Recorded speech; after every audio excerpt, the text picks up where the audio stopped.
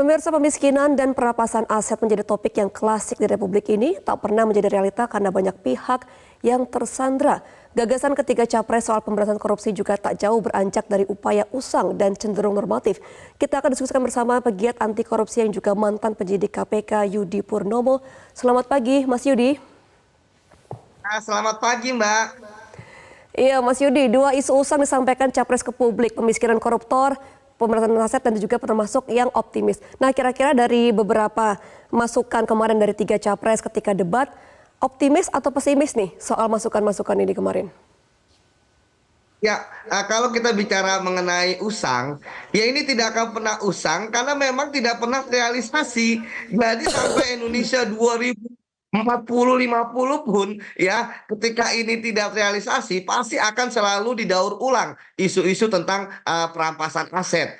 Kalau kita melihat Mbak potret pemberantasan korupsi sekarang, mengapa para koruptor itu mereka tidak jera untuk terus melakukan korupsi? Karena mereka tidak dimiskinkan.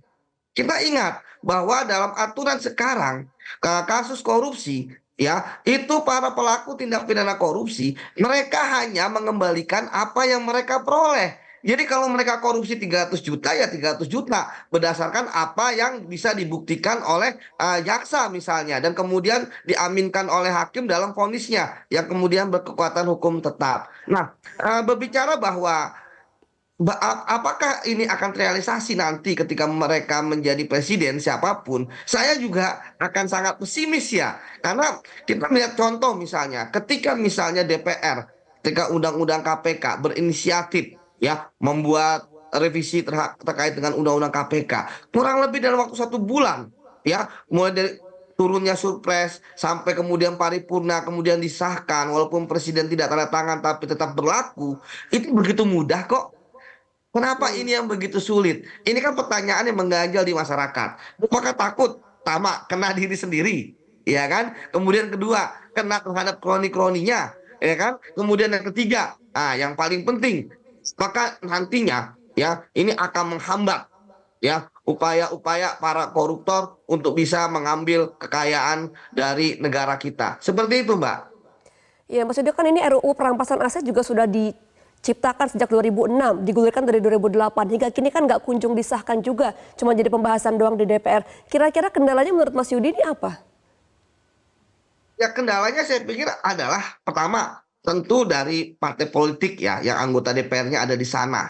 Di sini kok komitmennya sepertinya tidak terlihat sangat kuat gitu. Kemudian yang kedua ya bagaimana pemerintah juga ya untuk mendorong. Artinya sebenarnya Pak Presiden ya sudah mendorong. Artinya sebenarnya melalui Menkumham ya itu juga harus berjuang keras gitu. Pak Presiden punya partai. Kemudian sekarang yang menarik 3 orang calon presiden ini dari partai yang berbeda dan semuanya punya partai ya mereka harusnya ada konkretisasi nih menjelang misalnya bulan Februari ya sebelum pemilihan. Kenapa nggak mereka sudah menyampaikan satu persatu ingin perampasan aset, kok partainya nggak ada yang bergerak untuk menyambut ya seperti akhirnya hanya isu-isu saja gitu kan. Terus janji-janji kampanye akan ada perampasan aset dan sebagainya. Ingat, kalaupun mereka nanti kepilih salah satunya, ya akan terjadi lagi.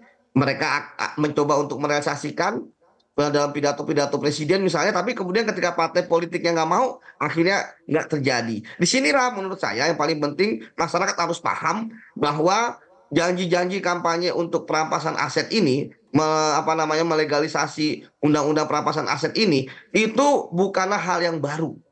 Ya, kita lihat misalnya sebelumnya Menko Polhukam selalu menyampaikan, ya Bapak Presiden juga menyampaikan, termasuk capres-capres yang lainnya, misalnya Pak Ganjar, kemudian Pak Anies. Tapi kan nggak ada yang bergerak loh dari partai-partai politik pendukungnya mereka untuk, oke, partai kami menyatakan akan mendukung perampasan aset. Segera perintahkan anggota-anggota ini fraksi yang membahas ini untuk segera misalnya meloloskan seperti itu. Kemudian di paripurna di voting. Jadi seperti itu gitu kan yang Ya. harusnya dilakukan. Tapi kan nyataannya ya ini hanya jadi bahan kampanye saja. Padahal sekali lagi yang paling penting dalam pemberantasan korupsi adalah menangkap koruptor. Kenapa? Kenapa? Ada pertanyaan. Misalnya, kenapa sih para Mas Yudi, koruptor kalau itu untuk ketika gagasan ditangkap barunya dari tersenyum? kemarin debat ini kan ada Anies membahas soal reward kepada pelapor. Ganjar juga bilang koruptor Ya. dikirim ke Nusa Kambangan setelah Prabowo untuk memperkuat lembaga dan aparat keamanan. Nah, kira-kira kalau ketiga ini bisa nggak realisasi kira-kira Mas Yudi nantinya?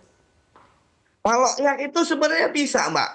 Nah, saya melihat Tapi sebenarnya apa efektif yang nggak kira-kira disampaikan nantinya? oleh sangat efektif ya, karena mereka akan menjadi presiden, Mbak. Artinya yang membuat regulator. Kalau kasus mereka nggak akan bisa mencampuri, tapi regulator misalnya ditaruh di Nusa Kambangan, memberikan hadiah kepada para penegak hukum ataupun para masyarakat yang melapor gitu kan, ataupun memperkuat KPK itu bisa gitu kan dengan misalnya membuat perpu karena itu adalah kewenangan presiden. Yang tidak bisa mereka lakukan adalah melakukan intervensi kasus. Jadi sebenarnya itu bisa terrealisasi kalau mereka menjadi presiden. Saya paham itu. Tetapi apakah nanti janji ini akan direalisasikan? Saya pikir melihat kondisi yang ada akan sulit kalau misalnya partai pengusung mereka tidak menjadi garda terdepan dalam merealisasikan janji mereka. Kemudian kedua, bagaimana oposisi juga. Nanti kan tentu ada oposisi ya. Mau nggak Iya. mereka ikut mengesahkan apa yang dijanjikan oleh para presiden ini. Jadi itu, Mbak. Berarti apapun janji dan kampanye yang penting adalah komitmen dan juga keberanian para calon nantinya jika dipilih jadi presiden nanti Mas Yudi ya ketika sudah menjadi presiden apakah mereka akan berani melakukan semua janji-janjinya ini. Baik, terima kasih Mas Yudi atas informasinya. Siap. Selamat kembali beraktivitas Mas Yudi. Jelajahi cara baru mendapatkan informasi. Download Metro TV Extend sekarang.